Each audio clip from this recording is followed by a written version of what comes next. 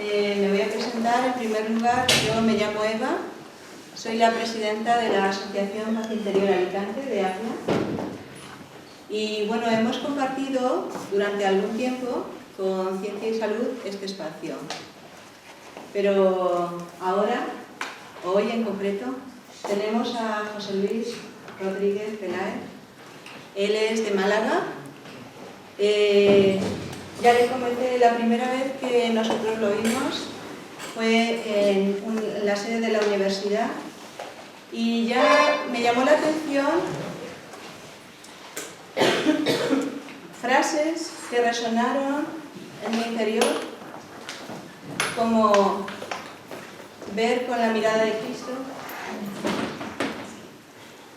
o el mal no existe, cosas que me llevaron a indagar y profundizar más en mi interior. Y luego, pues incluso leyendo algunos trozos del libro y comparándolo con el del curso de milagros que tenemos aquí, vimos que coincidían en muchas cosas. Creo que fue el inicio y por ello le doy las gracias.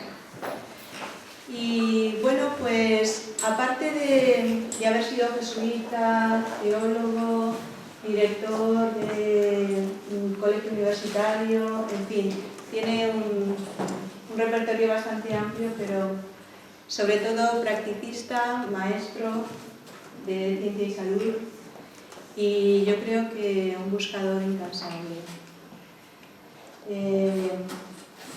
Creo que da luz a todo el que está a su lado.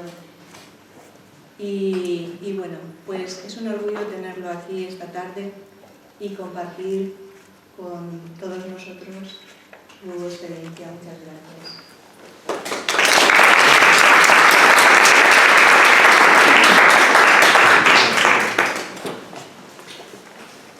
Bueno, la verdad es que cuando oigo las presentaciones empiezo a buscar qué será. Porque lo único que realmente me identifico es con lo de buscador. Seguimos buscando siempre y buscando, te das cuenta que donde tienes que buscar es dentro de ti, no tienes que buscar afuera. Dentro de nosotros está todo. Ha dicho Eva de que en la universidad dije de que no existe el mal, ¿no? Durante mucho tiempo, si esa frase me la hubieran dicho a mí, pues hubiera pensado de que la persona que me hablaba no estaba en la realidad en que yo me encontraba.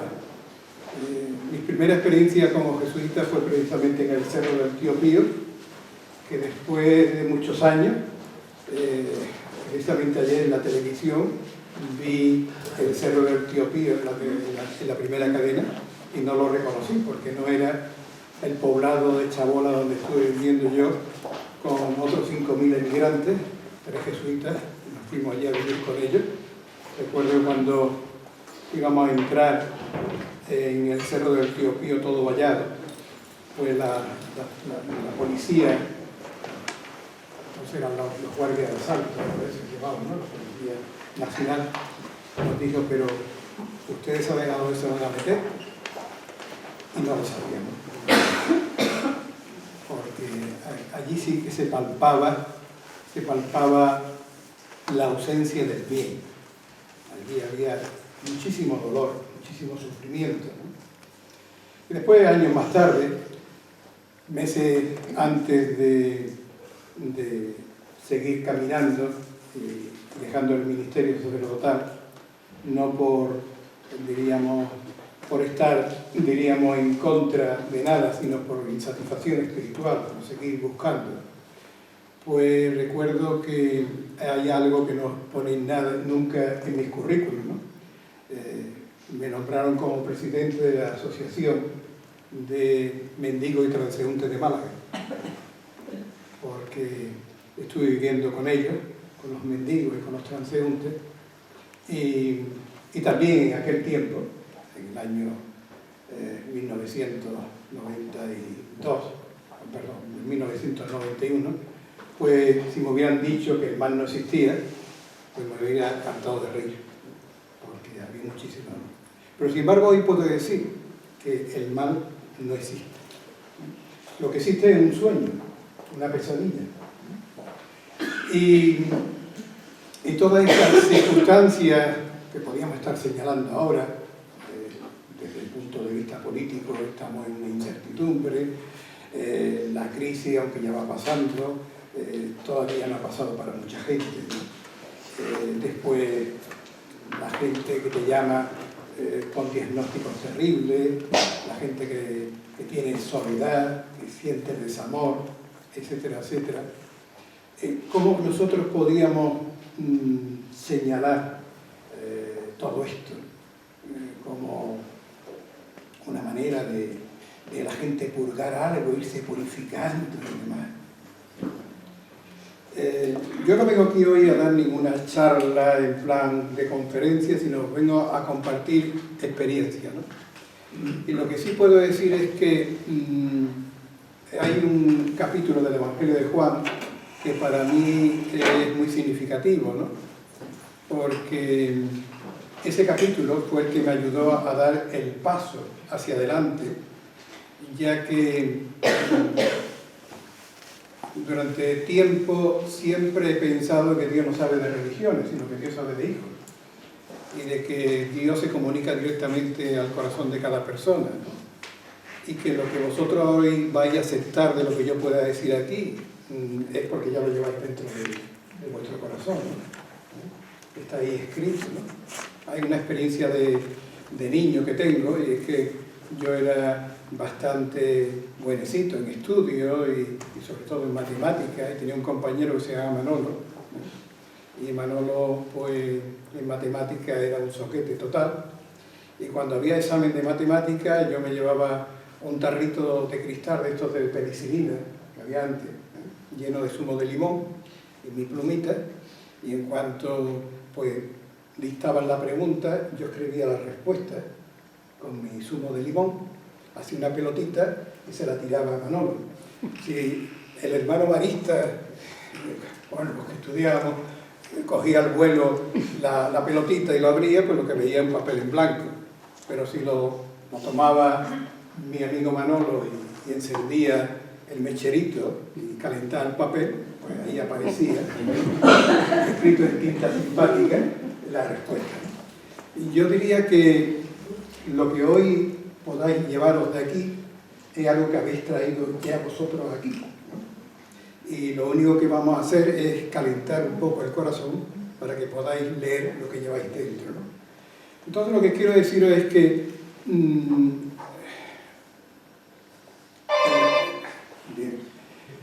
el Evangelio, el capítulo 9 de San Juan, para mí es muy importante, porque llega un momento en que el ciego de nacimiento, cuando deja de ser ciego, pues los sacerdotes se le acercan y le dicen: este hombre que te ha hecho esto, te lo ha hecho por fuerza, diríamos, de Beelzebú, por poder de Beelzebú, por poder del demonio, tal y cual.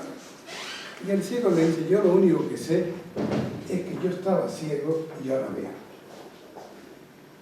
Entonces, él es una persona que es consecuente con su experiencia.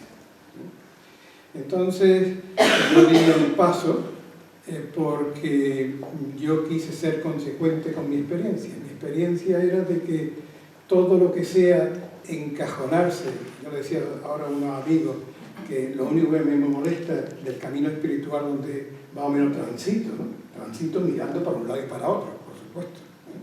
Pues lo único que me molesta es que se le ponga un nombre, porque cuando se le pone un nombre se distingue ya de otro. Y resulta que solamente hay una realidad de la que vamos a hablar ahora, ¿no? Y en el Evangelio de Juan, como digo, pues hay un momento en que los enteraillos que van con Jesús, los estudiantes de Jesús, empiezan a decir: bueno, este muchacho que está ciego, ¿por qué está ciego? ¿Porque pecó él? ¿O porque pecaron sus padres? Etcétera, etcétera, buscándole causa al problema, al mal, porque indiscutiblemente estar ciego es un mal, ¿no? Y Jesús lo que dice, esto es para que se manifieste la gloria de Dios. Es decir, cualquier problema que nos encontramos en la vida es una oportunidad para que se manifieste la realidad con mayúscula. No es para uno quedarse hipnotizado con ese problema, sino para trascenderlo. El problema es un escalón para subir, no para sentarse y llorar el golpe que se ha dado uno con el escalón.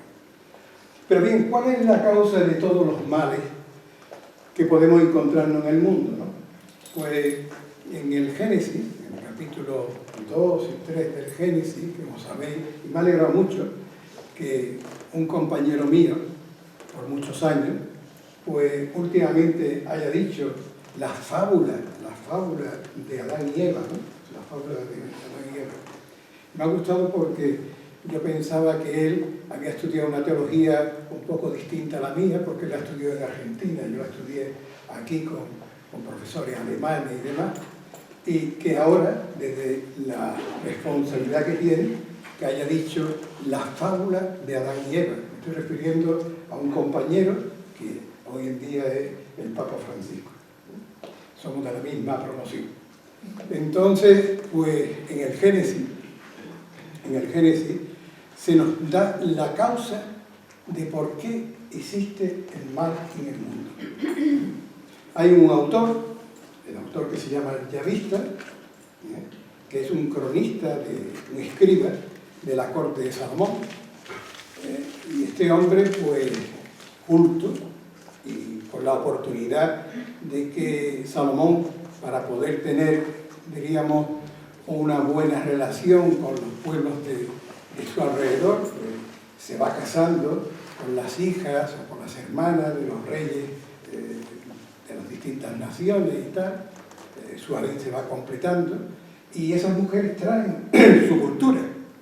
Y entonces, pues, esa cultura, el yavista la va conociendo y vierte en esas historias que le van llegando, como la epopeya del Gilgamesh, ¿no? El hombre que va buscando la hierba de la inmortalidad y con la serpiente se lo arrebata, pues él vuelca en esos cuentos, vuelca su reflexión. Su reflexión primera, mejor dicho, la segunda, porque la primera no es sobre, diríamos, la creación de la mujer, sino es sobre la igualdad de los sexos, ¿no?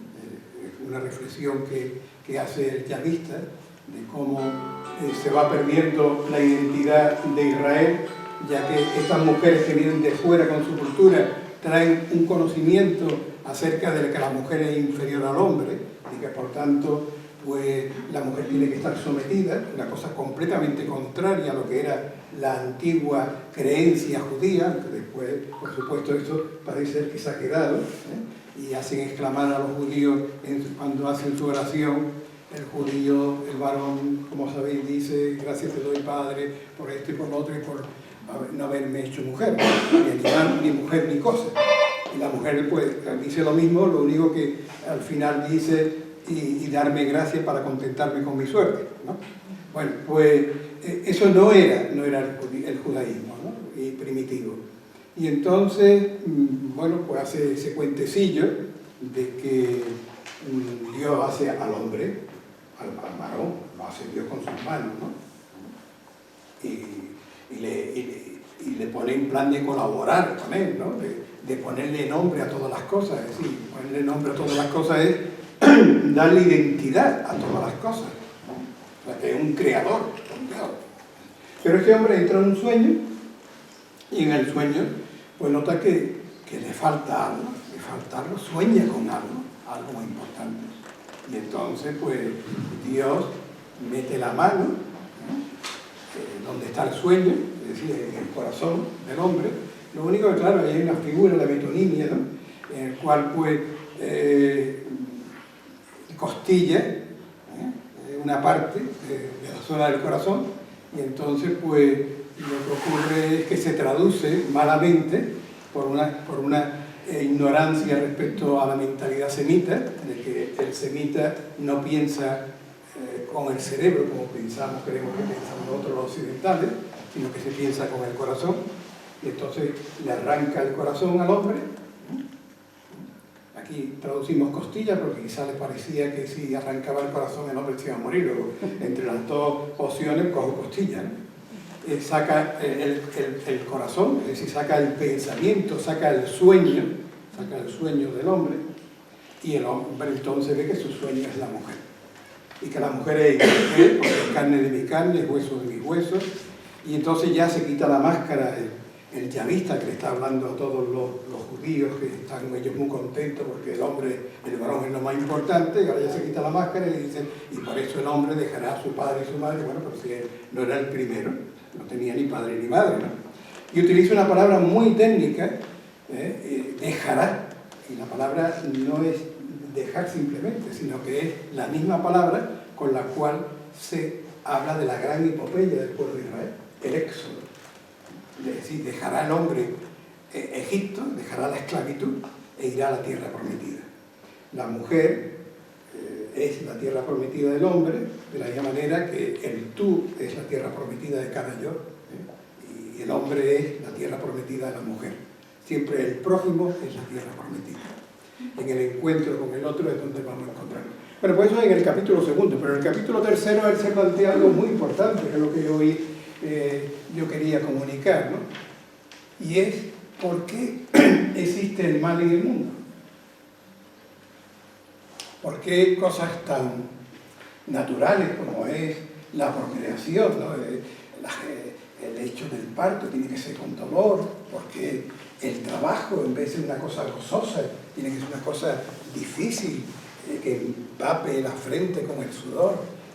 ¿Por qué la enfermedad? ¿Por qué la muerte? ¿Por qué todo eso? Y él se pone a pensar y dice, bueno, pues vamos a hacer la historieta con el mismo personaje que me he inventado, ¿no? Están en el paraíso y ahora escuchan un pensamiento que no es el pensamiento de Dios, escuchan el pensamiento, otro pensamiento distinto, es una serpiente que habla, es el símbolo de los pueblos cananeos que le rodean, el símbolo de Astarte, el símbolo fálico, el símbolo de Esculapio, los pueblos de alrededor, pues, ellos pues, tienen una creencia politeísta de que hay muchos poderes, por tanto, y además que hay que aplacar a los dioses, etcétera, etcétera.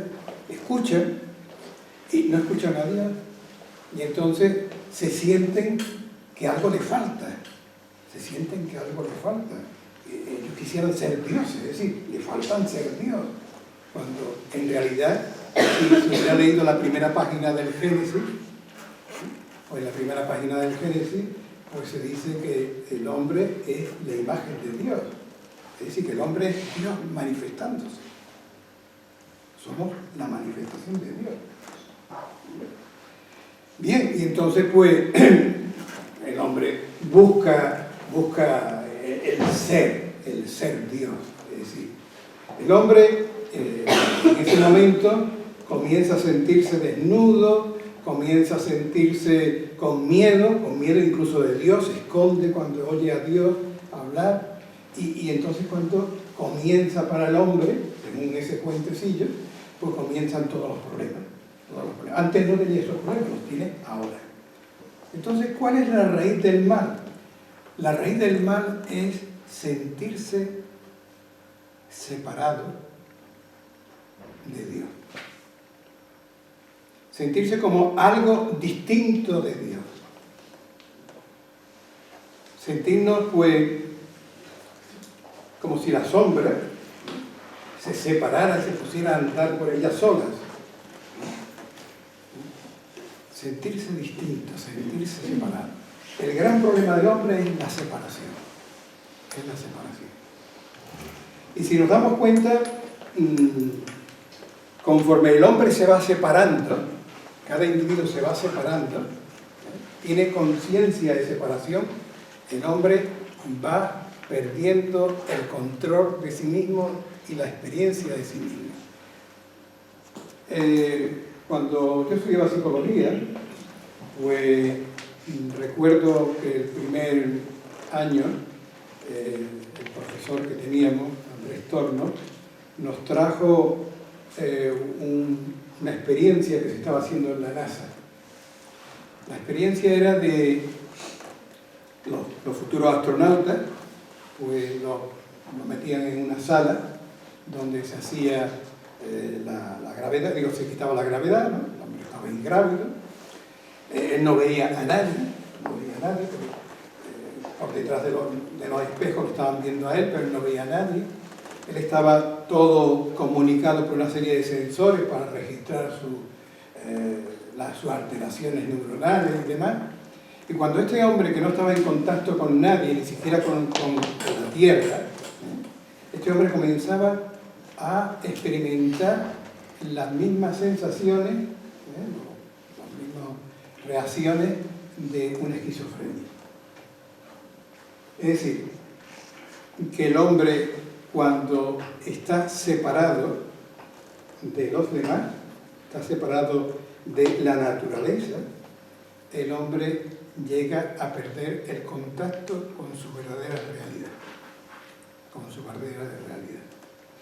Yo recuerdo cuando era pequeñito, y supongo que también ahora lo he visto alguna vez por ahí, había unos muñecos, se llamaban Bartolitos, le decíamos en Málaga, que eran compuestos de varias piezas, ¿no?, de madera, y estaban unidos todos con una guitita, ¿no? Y tú movías, y Bartolito levantaba la mano, la bajaba, etc. Pero cuando se rompe la guitita, todo comienza a descomponerse, ¿no? Yo pienso que el gran problema que tenemos es sentirnos separados. Hoy en día, cuando el hombre está separado, se siente separado de Dios, pues llega a sentirse, no me estoy refiriendo ahora mismo a algo religioso, ¿no? Cuando uno se siente separado de la trascendencia, ¿no? Porque a Dios, la palabra Dios es una palabra que se ha quedado vacía, le podemos llamar de muchas maneras, ¿no? Bueno, pues cuando el hombre se siente separado de la trascendencia, el hombre no le encuentra sentido a la naturaleza.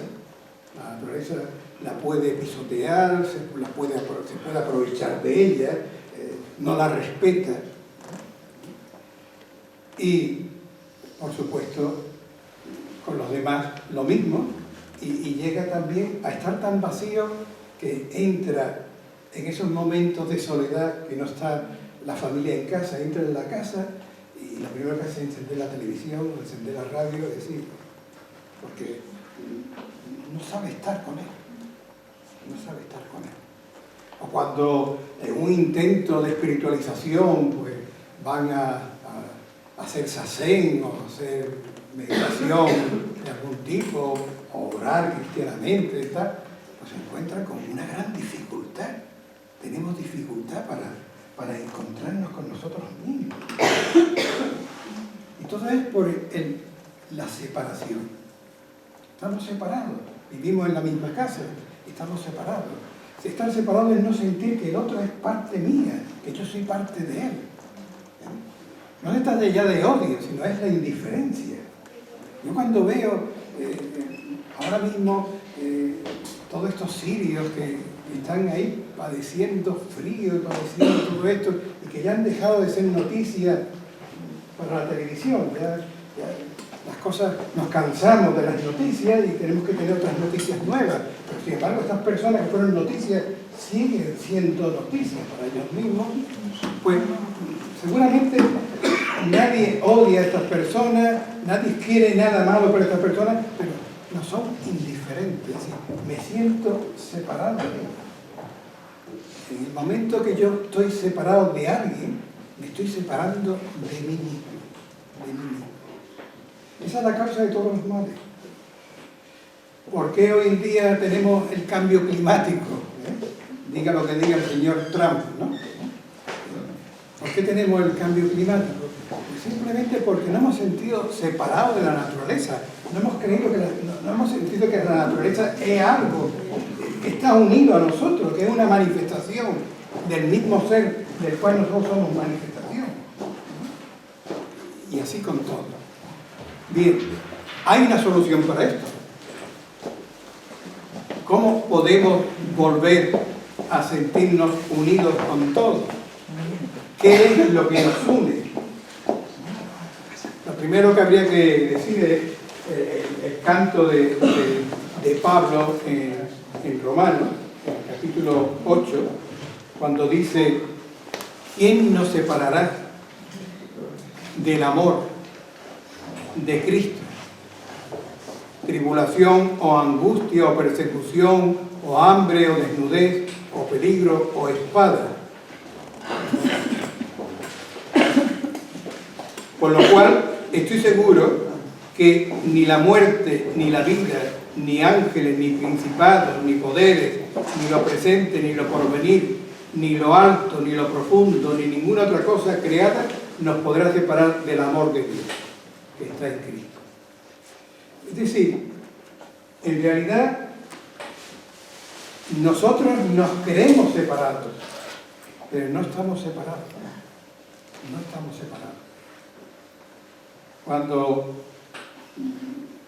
se cuenta, se habla de la parábola del hijo pródigo, ¿no?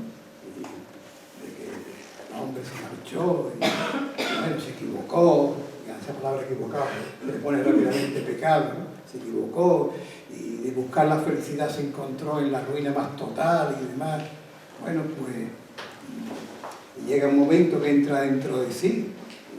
Entonces dice: voy a volver hacia la casa del Padre. Bueno, el Padre pues lo ve venir y sale y lo abraza y lo mete dentro de la casa, etcétera, etcétera.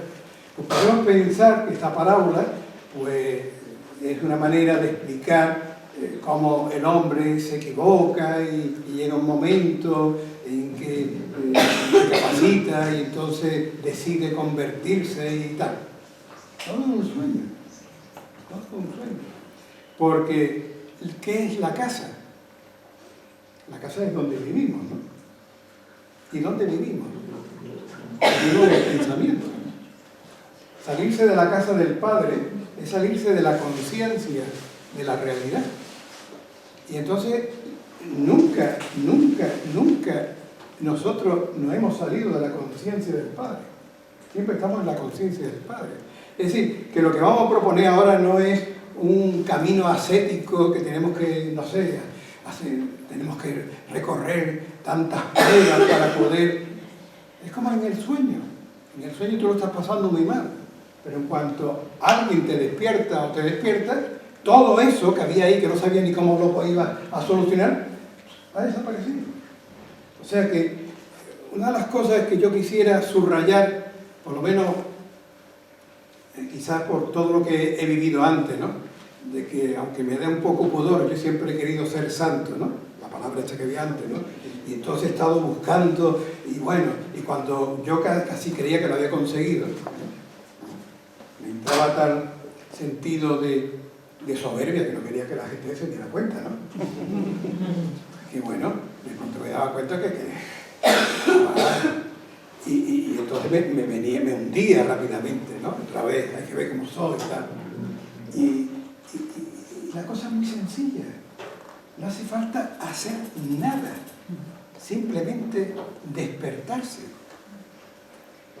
Entonces, cuando yo veo que de pronto llegan personas y me proponen un camino espiritual, y hay que hacer esto, y hay que el de saber y lo otro, pero si al despertarte no hay nada a lo que te tienes que apegar. Es que no hay nada, la cuestión es despertarse.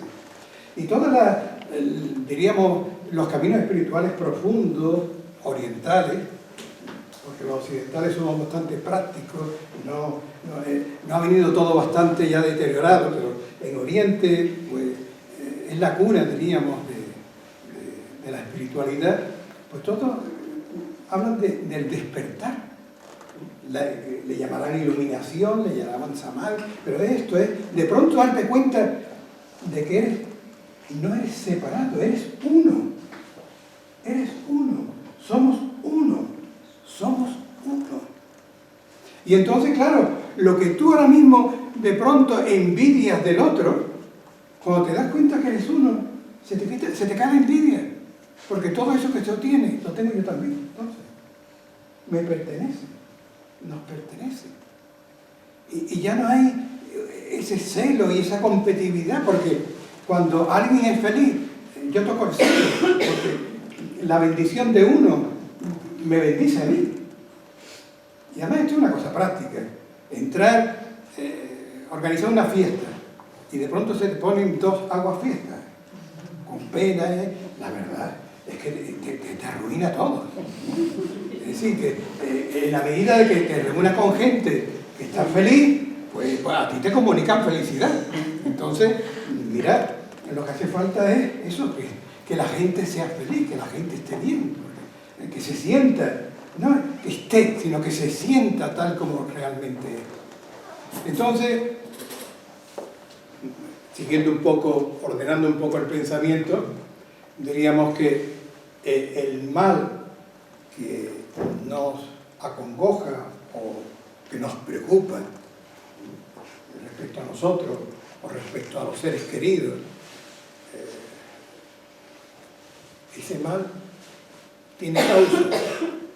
Bueno, en el sueño no podríamos hablar de causa, pero como estamos dentro del sueño, pues sí, vamos a decir, sí, tiene una causa. ¿Cuál es la causa? Que nos creemos que estamos separados. Que nos creemos, porque no estamos separados. No estamos separados. Afortunadamente estamos abrazados. Afortunadamente, yo hace 5 años, había una persona que me enteré por otro que me odiaba. A mí me entraba ganas de decir como mi padre. Mi padre decía a mi madre, que se llamaba Victoria, Victoria, ¿qué favor le habremos hecho a esta persona? ¿Por qué? Porque es que nos odia, ¿no? O sea, que generalmente, muchas veces cuando alguien te odia, a lo mejor es porque le ha hecho algo bueno, ¿no? Bien. Pues aquella persona, me enteré que me odiaba. Bueno, la verdad, la primera impresión fue de decir, bueno, es injusto, ¿no? Esta persona es ingrata. Esta persona no se dio cuenta de que ese no era el camino, ¿no? Porque uno muchas veces no está en la actitud de que rápidamente entran en la realidad, sino que sigue todavía ahí medio dormido, como el hijo pródigo diciendo, bueno, le dirá a mi padre pecado contra el cielo, contra ti, cuando realmente ese no es el lenguaje de Dios. Dios no sabe de pecado ni sabe nada de eso. Entonces me di cuenta de que esta persona, si yo era consecuente con todo lo que últimamente había ido experimentando, esta persona era imposible que me odiara. Esta persona me amaba. ¿Por qué? Porque era la manifestación del que me ama. Y comencé a pensar en esta persona siempre así. Cada vez que me venía la tentación de pensar que esta persona me la tenía yo que ganar de alguna manera, de contrarrestar, no, esta persona, hasta que un día nos encontramos en una circunstancia, una fiesta y tal, y de pronto llegó y se me abrazó llorando.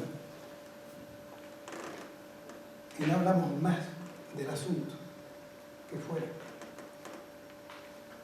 Y hoy por hoy fue una persona con la cual me relaciono, vive de lejos, pero me relaciono siempre con una gran satisfacción y con un gran sentimiento de unidad. Es decir, tenemos que darnos cuenta de que todo lo que hoy en día me preocupa, me atemoriza, es todo un sueño, de que no es real.